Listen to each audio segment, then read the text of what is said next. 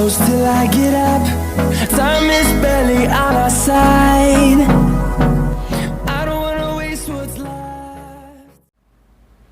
प्यारे बच्चों नमस्कार। आज हम आप लोगों को NCERT गणित कक्षा 9 प्रश्नावली 1.5 का प्रश्न संख्या 1 से पढ़ने जा रहे हैं। तो देखते हैं सबसे पहले प्रश्न संख्या 1। निम्नलिखित संख्याओं की पहचान परिमेय अथवा अपरिमेय संख्याओं के रूप में व्यक्त कीजिए।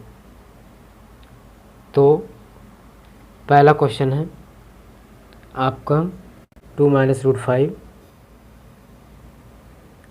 दूसरा है 3 + √23 माइनस √23, और थर्ड है आपका 2√7/7 √7, और चौथा आपका 1/√2, और पाँचवा आपका 2π। तो अब इसका देखिए पहला भाग 2 - √5। अब देखिए यहाँ पे लिखा हुआ है 2 - √5। अब ये क्या है, यह परिमेय है, ये आपका अपरिमेय है। तो परिमेय और अपरिमेय का अगर हम सब्सट्रैक्शन कर दिया जाए या घटा दिया जाए तो हमेशा क्या प्राप्त होगा, अपरिमेय ही प्राप्त होगा। तो ये इसका मतलब क्या हुआ, ये चीज़ क्या है आपका अपरिमेय संख्या है। तो यह एक अपरिमेय संख्या है, अपरिमेय संख्या है। अब इसका दूसरा पॉइंट क्या है, 3 + √23 माइनस √23। अब यहाँ पे देखिए 3 + √23, तो देखिए √23 से √23 क्या हुआ, कैंसिल हो गया, तो बचा क्या आपका 3। जब 3 बचा तो 3 क्या है, एक परिमेय संख्या है। ठीक, तो क्या है, यह एक परिमेय संख्या है, यह एक परिमेय संख्या है।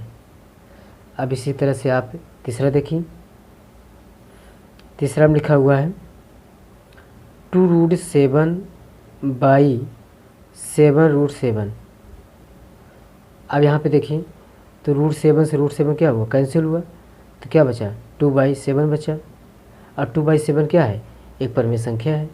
तो लिख दीजिए यह एक परिमेय संख्या है,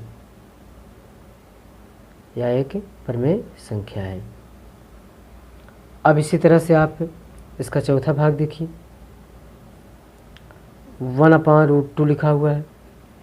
अब देखिए ये आपको क्या है, परिमेय है, ये आपको क्या है, अपरिमेय है। तो हम जानते हैं क्या, अगर किसी परिमेय में अपरिमेय से भाग दे दिया जाए तो हमेशा अपरिमेय ही प्राप्त होगा। जैसे देख लीजिए आप, अगर हम कर दिया जाए 1/√2 को हम √2 से क्या कर दें, परिमेयकरण कर देते हैं। देखिए तो क्या हो जाएगा आपका √2 और √2 को मल्टीप्लाई करेंगे तो क्या होगा, 2 आ जाएगा। तो किसी परिमेय संख्या और किसी अपरिमेय संख्या में अगर पूर्णांक से परिमेय संख्या से भाग कर दिया जाता है तो हमेशा क्या हो जाता है, वो अपरिमेय ही संख्या प्राप्त होता है।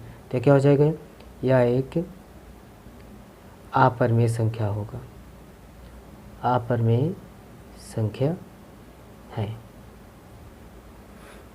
अब चलते हैं इसके बाद 5वें नंबर में। 5वां नंबर लिखा है 2π। अब देखिए 2π क्या है, देखिए 2 क्या है आपका परिमेय है, और पाई क्या है आपका अपरिमेय है। तो अगर हम मल्टीप्लाई भी कर देते हैं इसका दोनों को, तो हमेशा परिमेय क्या होगा, अपरिमेय ही प्राप्त होगा। अगर 2 क्या है परिमेय है, और पाई क्या है अपरिमेय है, अगर दोनों को मल्टीप्लाई कर दें तो अपरिमेय प्राप्त हो जाएगा। तो लिख दीजिए यह एक अपरिमेय संख्या है, अपरिमेय संख्या है। तो इस तरह से पहला क्वेश्चन आपका समाप्त होता है। अब क्वेश्चन नंबर 2 में चलते हैं। तो लिखा हुआ है निम्नलिखित व्यंजकों को सरल कीजिए। तो आपको ये कुछ व्यंजक दिए गए हैं, उसको आपको सरल करना है। तो पहला क्वेश्चन आपको लिखा गया है तो 3 + √3 × 2 + √2, और दूसरा क्वेश्चन है आपका 3 + √3 3 - √3, और थर्ड क्वेश्चन है आपका √5 + √2 का होल स्क्वायर। और चौथा क्वेश्चन है √5 - √2 इंटू √5 + √2। अब इसको हमको क्या करना है, सरल करना है। तो सबसे पहले हम क्वेश्चन नंबर 1 चलते हैं इसमें का। तो पहला हुआ आपका 3 + √3 और इंटू में लिखा है 2 + √2। तो सबसे पहले हम देखिए यहाँ पे इसको सॉल्व करने चल रहे हैं। तो पहले हम क्या करेंगे, मल्टीप्लाई करेंगे। तो देखिए 3 का 2 से मल्टीप्लाई करेंगे, 3 दूना 6। 3 का हम √2 से मल्टीप्लाई करेंगे तो क्या हो जाएगा, 3√2। अब देखिए √3 का हम 2 से मल्टीप्लाई करेंगे तो क्या हो जाएगा, 2√3। अब √3 का √2 से मल्टीप्लाई करेंगे तो अपर में संख्या है तो क्या हो जाएगा, √3 इंटू √2।